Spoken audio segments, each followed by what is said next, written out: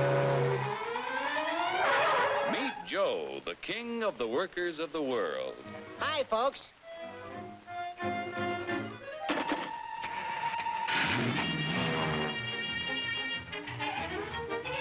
Joe's the king because he can buy more with his wages than any other worker on the globe.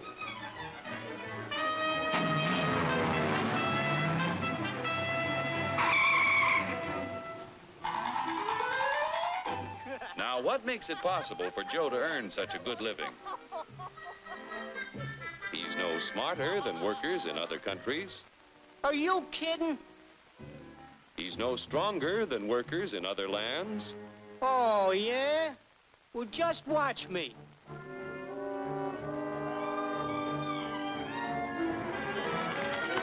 Ow! Just because Joe's an American doesn't mean... Yeah? Well, being an American is the best thing in the... Oh! My back!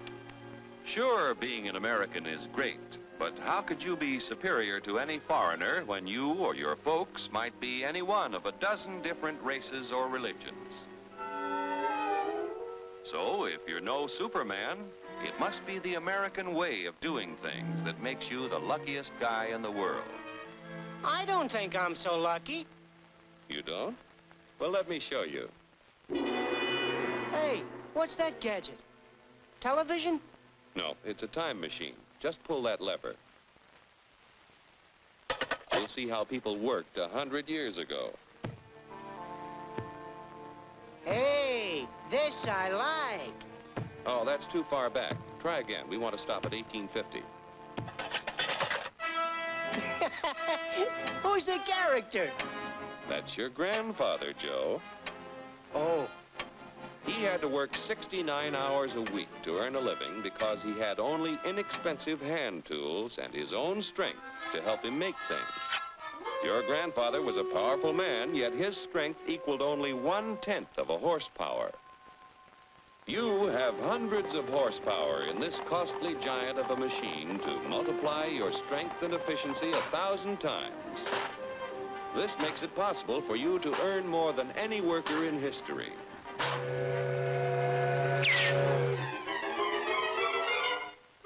And still have leisure time each day to enjoy life. So I'm lucky. But what about the rich guy who does nothing while I do the work? True, there are rich people who contribute nothing. And there are poor people who contribute the same. But most of the invested capital that buys the tools you use comes from your fellow Americans. 40 million of us have money in the banks. 70 million of us own insurance policies.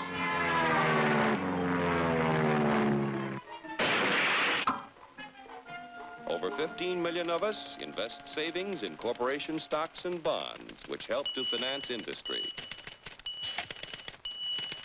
Each year, the people of America invest billions of dollars to create new plants and equipment.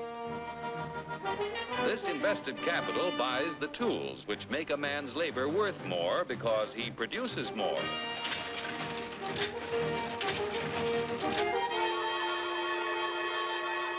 In China, for example, where there is practically no capital available for investment in plants or tools, a man's labor is not worth very much. A coolie takes 10 days to move 10 gallons of kerosene 100 miles at a freight cost of 10 cents a gallon. An American railroad worker takes only 2 hours to move 100,000 gallons of kerosene 100 miles at a freight cost of 1 cent a gallon. The coolie makes 10 cents a day. An average American railroad worker makes $10 a day, or 100 times more than the coolie. The average railroad worker has the benefit of a $20,000 investment in equipment. The Chinese coolie's equipment is worth only 10 cents. With constant improvement in expensive tools and the skill to use them, the value of any man's labor can be multiplied many times. Naturally, the people in this country who invest their savings with industry expect dividends. No dividends, no investments. Without new capital each year to finance new plants, tools, and equipment, labor and management would soon find themselves in pretty bad shape. Yeah, without capital to buy new tools, I might not do so good. But look what a new invention did to my grandpa. For 25 years, he knocks his brains out in the wagon works. Then along comes the gas buggy. Need I tell you what happened to Grandpop?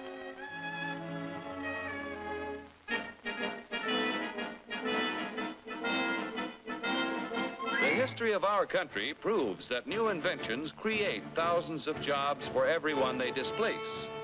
So it wasn't long before your grandfather had a better job, at more pay for less work. Our industrial progress is largely the result of the competitive struggle between companies to capture the market to increase profits. Huge sums are spent each year to make a better product to sell for less. Yet, regardless of how much money is spent to develop a new idea, there is often failure. When research proves successful, everyone shares in the accomplishment. The business which fails to give the consumer as much value as a competitor gives often goes bankrupt. However, on a national scale, competition gives the greatest good to the greatest number by continually producing more and better goods at lower prices.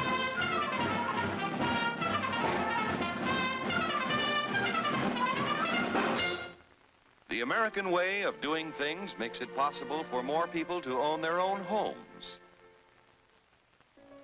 We're only 7% of the world's population, but we have 50% of the radios.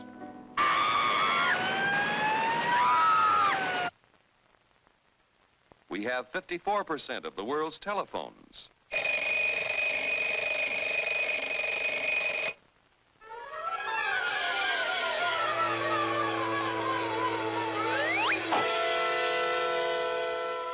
Americans own practically all the refrigerators in existence to give them plenty of ice quickly and easily. Bathtubs, we've got 92% of them.